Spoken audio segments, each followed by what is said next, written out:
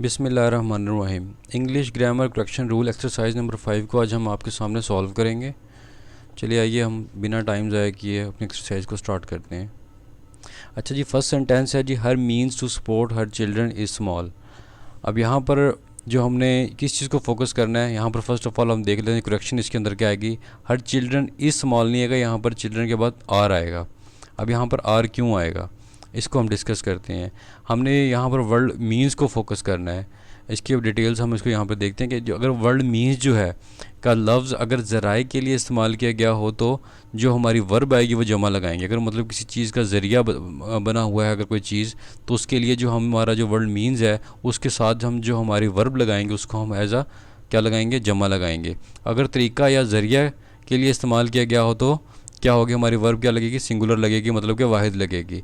इसकी हमने नीचे एग्जांपल एक और नीचे दी हुई है, this means to support saves much time है। अब यहाँ पर जो हमारा वर्ड मीन्स है इसको हमने क्या यूज़ किया है, एज आ वाहिद के तौर पर, किसी तरीका या ज़रिया के तौर पर यूज़ किया। तो इसके साथ हम जो वर्ब लगा रहे हैं वो वाहिद लगा रहे हैं, सेव्स लगा रहे हैं, प्रेजेंट इंडेफिनिट टेंस है ये।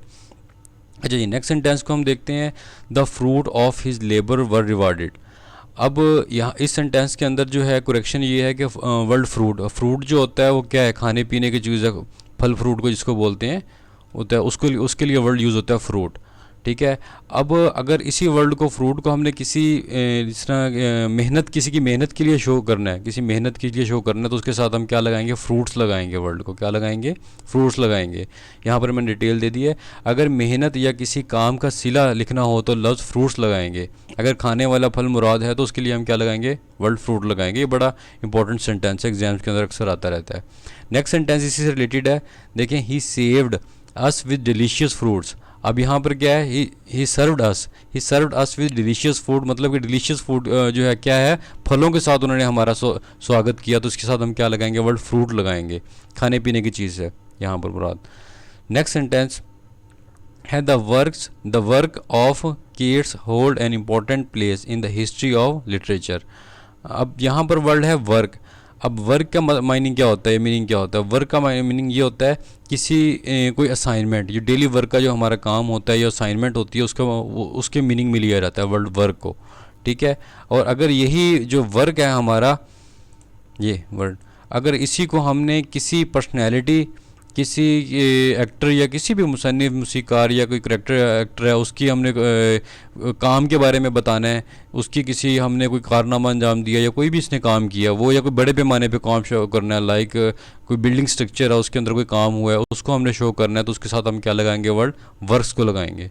यहाँ पर आएगा द वर्क्स ऑफ केट्स। केट्स का जो है ना, केट कोई आम बंदा तो नहीं था ना, जैसा शेक्सपियर है वो भी क्या था, बहुत बड़ा एक शायर था इंग्लिश के अंदर। तो उनके हमने किसी काम को शो करना है तो उसके साथ हम क्या लगाएंगे, वर्ड वर्क्स को लगाएंगे। अच्छा जी, नेक्स्ट सेंटेंस है, there is no place in this compartment. अच्छा, अब यहाँ पर किस चीज़ को फोकस करना है, वर्ड प्लेस को करना है। ठीक है, प्लेस और कंपार्टमेंट। अब जो वर्ड कंपार्टमेंट है, कंपार्टमेंट क्या है, कंपार्टमेंट के अंदर क्या होते हैं, तो जनरल सी बात हर किसी को पता है, कंपार्टमेंट के अंदर रूम्स होते हैं। ठीक है, रूम होते हैं। और वर्ड प्लेस को हम कहाँ पर यूज़ करते हैं, जो प्लेस का वर्ड होता है वो होता है खुली जगह के लिए, खुली जगह काफ़ी ज़्यादा है उसके लिए वर्ड प्लेस को यूज़ किया जाता है। अब ये देखें, दोनों चीज़ों का आपस में क्या है, कोई बनता ही नहीं है, कोई कम्बिनेशन बनता ही नहीं है। तो यहाँ पे क्या लगेगा, देयर इज़ नो रूम आ जाएगा। ठीक है, इसकी एग्जाम्पल डिटेल्स जो हमने बता दी है। प्लेस का लफ्ज़ किसी खुली जगह या माहौल वगैरह के लिए इस्तेमाल किया जाता है, जबकि रूम का लफ्ज़ गुंजाइश के लिए इस्तेमाल किया जाता है। मतलब थोड़ी कंपार्टमेंट के अंदर इतनी ज़्यादा जगह तो खुली जगह तो होती नहीं है, थोड़ी जगह होती है और रूम होते हैं, जनरल सी बात है। अच्छा जी, नेक्स्ट सेंटेंस देखते हैं, he passed order for the uplift of education. अच्छा, इस सेंटेंस के अंदर क्या है जी, क्या करेक्शन आएगी, वर्ड ऑर्डर। अच्छा, ऑर्डर के बारे में मैं आपको बताता जाऊँ, जो वर्ड ऑर्डर है और एक दूसरा वर्ड होता है ऑर्डर्स।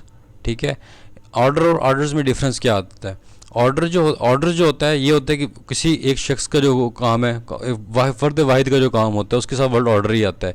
अगर कोई सीनियर जो है जूनियर को कोई काम की वो हुक्म दे रहा है कि ये वाला काम करो, ठीक है, तो उसके साथ हम क्या लगाएंगे, वर्ड ऑर्डर्स लगाएंगे। ठीक है, ये हमने डिटेल्स को शेयर कर देते हैं साथ। He passed orders for the uplift of education, past की जगह पर हम गेव भी लगा सकते हैं, कोई इतनी बड़ी बात नहीं। अच्छा, ये है, ऑर्डर का लफ्ज़ आमतौर पर वाहिद के तौर पर इस्तेमाल होता है, जबकि कोई ताकतवर शख्स अपने मतहद मुत्तहिद को हुक्म देता है तो ऑर्डर की जगह पर क्या लगाते हैं हम, ऑर्डर्स का वर्ड इस्तेमाल करते हैं जी। अच्छा जी, नेक्स्ट सेंटेंस आ गया जी, he gave me many abuses. अब ये सेंटेंस जो है हमने एक्सरसाइज नंबर 4 के अंदर काफ़ी डिटेल से इसको हमने पढ़ा था, ये रिपीट हुआ ये सेंटेंस। यहाँ पर क्या आएगा कि जो अब्यूज़ जो होता है, वर्ड अब्यूज़ नहीं होता, जो वर्ड अब्यूज़ होता है उसकी कोई क्या नहीं होती, जमा नहीं होती। तो उसको हमने जमा बनाने के लिए हमने क्या लगाना होता है, टिपिकल वर्ड को साथ लगाना होता है। तो इसके साथ हम लगाएंगे he gave me many words of abuse आ जाएगा। ठीक है, ये हमने पहले भी डिस्कस किया हुआ है। उसके बाद है ही बॉट 5 डजन्स एग्स। अब ये वाला सेंटेंस है, इसको अभी हमने एक्सरसाइज नंबर 3 के अंदर, हाँ एक्सरसाइज नंबर 3 के अंदर इसको हमने क्या किया था, डिस्कस किया था। तो सेम टू सेम वही सेंटेंस दोबारा रिपीट हुआ है कि इसके अंदर क्या आएगा, 5 डजन्स नहीं आएगा, डज़न आ जाएगा। क्यों आएगा, जब क्या कौन कौन से वर्ड्स होते हैं, जैसे 1000 हो गया, 100 हो गया और डज़न हो गया, इनके साथ आपको क्वांटिटी शायद शो कर देते हैं, किसी मकदार को शो कर देते हैं या कोई अदद आ जाता है, तो फिर हम क्या लगाते हैं इनके साथ, इन वर्ड्स के साथ हम एस नहीं लगाते। जैसे 5 है, 5 डज़न आ गया तो इसके साथ डज़न लगाया जाएगा, डजन नहीं लगाया जाएगा। इसकी डिटेल्स में आप देख सकते हैं। अगर अदद ना आए तो ये इन अल्फाज को हम जमा लिखते हैं, डजन्स ऑफ। डजन की सूरत में आएगा जब इनके साथ कोई क्वान्टिटी नहीं आ रही। ठीक है, नेक्स्ट सेंटेंस देखते हैं, we won the match by an innings आ जाएगा। ठीक है, इनिंग नहीं आएगा, ये भी लास्ट टाइम जो हमने एक्सरसाइज की थी उसके अंदर हमने वर्ड्स शेयर किए थे, आपको वहाँ से अंदाज़ा होगा। नेक्स्ट स्लाइड के अंदर भी मैं इसको शेयर कर देता हूँ। नेक्स्ट सेंटेंस है he received the tiding of his father's death all at once. अब ये वर्ड जो होता है, टाइडिंग जो वर्ड है, टाइडिंग नहीं होता, टाइडिंग्स वर्ड होता है ये। ठीक है, अब ये मैंने निकाल लिया पूरी लिस्ट। अब इनिंग्स आ गया। ठीक है, इनिंग वर्ड नहीं होता, इनिंग्स होता है। फिक्स एक्सप्रेशन हमने किए थे लास्ट एक्सरसाइज के अंदर, उसके अंदर हमने ये सारे वर्ड्स बताए थे। दोबारा यहाँ पर आए और इससे रिलेटेड सेंटेंस है नेक्स्ट जो हम करने जा रहे हैं। तो अब देखिए, कंग्रेचुलेशन नहीं होता वर्ड, कंग्रेचुलेशन होता है। गैलो नहीं होता, गैलोज होता है। समन्स होता है, टाइडिंग्स होता है, एनुअल्स होता है। तो ग्राउंड्स आ गया। नाउ डेज मेक फ्रेंड्स के बारे में काफ़ी डिस्कस किया था हमने कि चाहे हम जो है किसी एक शख्स के साथ हमारी दोस्ती हो रही है या काफ़ी सारों के साथ दोस्ती हो रही है, वर्ड हमेशा फ्रेंड्स ही आएगा, सिंपल फ्रेंड नहीं लगाया जाएगा। इस तरह प्लास्टिक है, वर्ड प्लास्टिक नहीं होता, प्लास्टिक्स होता है। इनको हम नेक्स्ट देखते हैं। अच्छा, नेक्स्ट सेंटेंस है जी, Babar is classified as a dignified ruler in the, क्या आएगा यहाँ पर, अब in the dash of history क्या आएगा, यहाँ पर एनुअल्स आ जाएगा, एनुअल नहीं आएगा, एनुअल्स आएगा। नेक्स्ट सेंटेंस आ रहा है जी, बिलियर्ड, वो भी पीछे बता दिया हमने, बिलियर्ड्स आ जाएगा। नेक्स्ट सेंटेंस है micelles is an bad disease, बीमारी के बारे में, इसको भी हमने बताया था कि यहाँ पर इसके साथ हमेशा एस लगाया जाता है। ठीक है, उसके बाद आता है ही इज़ वेल वर्स इन, क्या आएगा जी, जिमनास्टिक्स आ जाएगा। ठीक है, अच्छा ऊपर हमने एक और चीज़ बतानी थी, हमने इसके बारे में हमने लास्ट एक्सरसाइज के अंदर काफ़ी डिटेल में पढ़ा था कि अब यहाँ पर आपने मुझे कमेंट करके बताना है कि यहाँ पर हमने बिलियर्ड्स है, यहाँ इसके साथ हमने इज़ क्यों लगाया है। इस तरह हमने मिसल्स वर्ल्ड है, इसके साथ हमने इज़ लगाया है। ये लास्ट एक्सरसाइज के अंदर हमने काफ़ी डिस्कस किया था इस चीज़ को, या अब आप मुझे कमेंट करके बताएंगे इसके बारे में। ओके, नेक्स्ट एक्सरसाइज, नेक्स्ट हम देखते हैं सेंटेंस को, ही फिक्स्ड अ गैलो फॉर द क्रिमिनल। अब ये वर्ड हमने पीछे लिस्ट देखी है, उसके अंदर ही है ये भी, गैलोज होता है वर्ड, गैलो नहीं होता। She has no ground for divorce. तो यहाँ पर वर्ड ग्राउंड नहीं होता, ऑलवेज क्या यूज़ किया जाता है, ग्राउंड्स यूज़ किया जाता है। इसको हम यहाँ पे ग्राउंड्स कर देंगे।